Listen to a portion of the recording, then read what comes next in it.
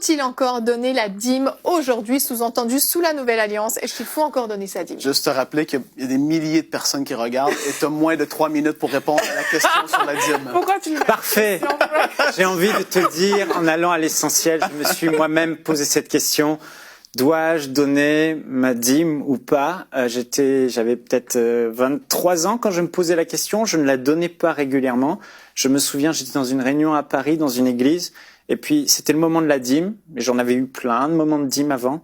Mais ce jour-là, je ne sais pas ce qui s'est passé dans mon cœur. Le Saint-Esprit m'a convaincu que c'était de lui et que je devais donner ma dîme sur une base régulière. La Bible dit plein de choses, mais j'aimerais dire que moi, personnellement, j'ai vécu ça et j'aimerais déjà dire, je me suis pas posé de questions, je suis pas entré dans des débats théologiques. J'ai trouvé en fait que c'était bon et j'ai su au fond de moi-même qu'il fallait que je le fasse. Et j'avais pas beaucoup de moyens, c'était pour ça que c'était difficile pour moi de donner ma dîme. La dîme de certains, c'est le crédit, ce qui sert de payer le crédit de leur voiture, c'est ce qui sert de payer les études des enfants. Ouais. Donc c'est vraiment difficile. Mais ce jour-là, j'ai eu une conviction profonde et j'aimerais déjà dire, oui, il faut donner sa dîme, mais vous devez vous-même chercher votre propre conviction, Seigneur. Voilà. Pourquoi donner sa dîme? Parce que c'est bon de donner la dîme.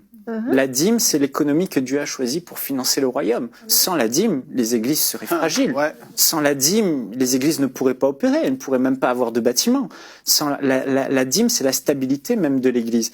Donc, c'est une bonne chose, c'est bon, c'est agréable et parfait. Et je trouve que c'est une idée de génie de Dieu que d'avoir instauré que la dîme donne 10%, Michael 10%, parce que non seulement on le fait pour le royaume de Dieu, ça va financer le royaume de Dieu, mais en plus Dieu, la Bible dit dans la Nouvelle Alliance que Dieu n'est pas injuste pour oublier l'amour que nous démontrons pour son œuvre en rendant des services, en ayant rendu des services et en rendant des services aux saints.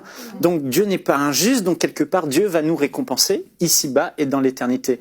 Donc c'est clair que quand on donne, Dieu nous bénit en retour.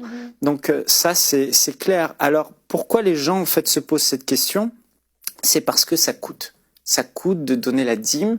Et si c'est pas un péché de ne pas la donner, si c'est pas obligatoire, si c'est pas une désobéissance à Dieu, alors, bon, j'aimerais peut-être ne pas donner tout le temps. Mais c'est ça la question. Mais j'aimerais dire que c'est justement parce que ça coûte qu'il faut donner sa dîme. Si plus ça va vous coûter de faire une offrande à Dieu, plus vous devez la faire. David a dit, je n'offrirai pas à l'Éternel un holocauste, un sacrifice sous l'Ancienne Alliance qui ne me coûte. Donc, c'est bon quand ça coûte. Quand ça coûte, c'est là que Jésus pose son regard sur toi.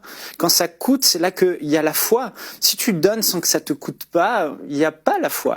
Et cette femme est venue, elle a donné peu de choses. Mais Jésus a vu ça. Alors, j'aimerais dire, Dieu nous a rachetés au prix non pas de l'or et de l'argent corruptible, périssable, mais il nous a rachetés au prix du sang de Jésus-Christ, le sang de son propre Fils. Est-ce que le sang de son propre Fils, son sacrifice versé, ne vaut pas qu'on lui donne chaque jour du temps? Oui. Est-ce que ce sacrifice et cet amour qu'il a eu pour nous, ce roi qu'il est pour nous, ce Seigneur, ce Sauveur, ne mérite pas qu'on lui donne ne serait-ce un minimum de 10%. Si, en fait, en réalité, il mérite plus. Et si on regarde vraiment sur ce que dit la Bible depuis la résurrection de Jésus et l'Église primitive sur les finances, les gens donnaient bien plus que leur dîme. Ils donnaient leur maison, leur champ, tout leur superflu était donné. Ils faisaient des sacrifices. Donc, si on se base sur l'Église primitive, on devrait donner beaucoup plus que sa dîme. Et je veux nous encourager à aller toujours plus loin et donner plus, en fait. Et juste dire aussi que la dîme n'est pas apparue, parce que les gens disent, bon, je suis plus sous la loi, pourquoi devrais-je donner quelque chose que la loi dit de faire? La dîme n'est pas apparue au moment de la loi, elle est apparue avant, au temps d'Abraham. Quand Abraham a vu Melchisédek, qui est un type de Christ, il a eu à cœur d'honorer Melchisédek. La dîme, c'est un acte d'adoration, et il lui donna la dîme de tout. Tout. Il aurait pu faire autre chose, mais il lui a donné la dîme de tout. Jacob, à Bethel, a eu à cœur aussi de donner la dîme. C'est venu de leur plein gré, c'est venu d'une inspiration du cœur, même peut-être de la tradition de l'époque, mais c'était une manière d'honorer Dieu. Et je dis, mais 10%, c'est le minimum. Il faut qu'on fasse le pas de foi. Il faut plus qu'on se dise, est-ce que c'est biblique ou pas de donner la dîme? Non, c'est bon, l'Église en a besoin, l'œuvre de Dieu. Et on devrait même donner le plus, tout ce qu'on peut donner, on doit le donner. Avec sagesse. Avec sagesse, oui. Et c'est là que, voilà, donc si c'était avant la loi qu'il le faisait, après la loi, il faut encore le faire. Et j'aimerais juste dire aussi que Jésus n'est pas venu abolir la loi, Amen. il est venu l'inscrire dans nos cœurs.